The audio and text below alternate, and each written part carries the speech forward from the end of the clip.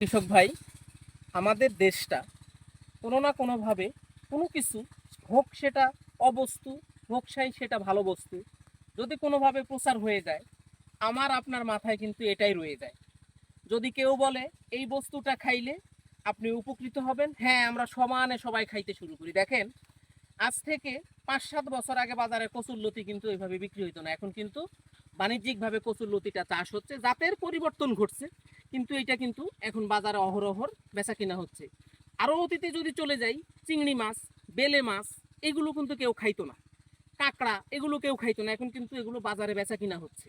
তাহলে এটা কিন্তু আমাদেরই যুগের কালের বিবর্তনে, ধারাবাহিকতায় আমরা কিন্তু এগুলো এখন বাণিজ্যিক চিন্তাতে নিয়ে চলে যাচ্ছি। সেই রকমই একটা ফসলের কথা বলবো, এই যে মান। বাড়িতে অলিতে গলিতে আনাচে কানাচে একটা মান হইতো, কেউ খাইতো কেউ খাইতো না, গলা চুলকায়, এই হইছে সেই হইছে, নানান রকম, কিন্তু এর একটা জাতের বিবর্তন আছে। এই যে বাড়ির চার জাতের একটা মান, দেখেন কি পরিমাণে হইছে। এই জমিতে এক এক বিঘা জমিতে আপনি ৫,০০০ চারা রোপণ করতে পারবেন।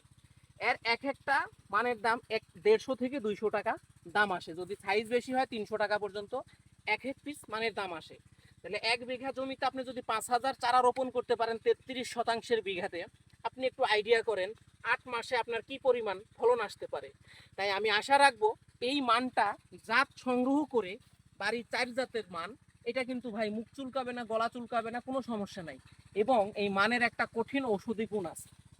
যদি কারো কিডনি ড্যামেজ না হয় কিন্তু অহেতুক গায়ে পায়ে পানি জমে, আপনি এই মানের তরকারি, মানের ভর্তা ওনাকে ১ মাস খাওয়াবেন, আমি আশা করি উনি এই যে রস নামা বা পানি নামা থেকে উনি মুক্ত থাকবেন।